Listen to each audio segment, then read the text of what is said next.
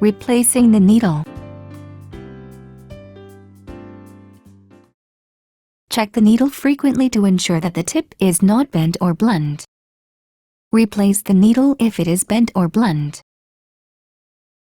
Raise the needle to replace it.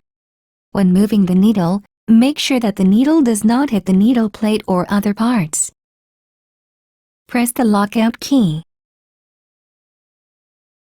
Loosen the needle clamp screw with a screwdriver and remove the needle.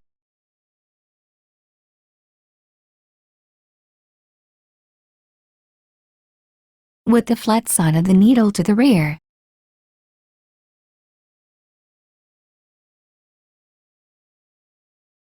Push the needle up against the stopper and tighten the needle clamp screw securely with the screwdriver.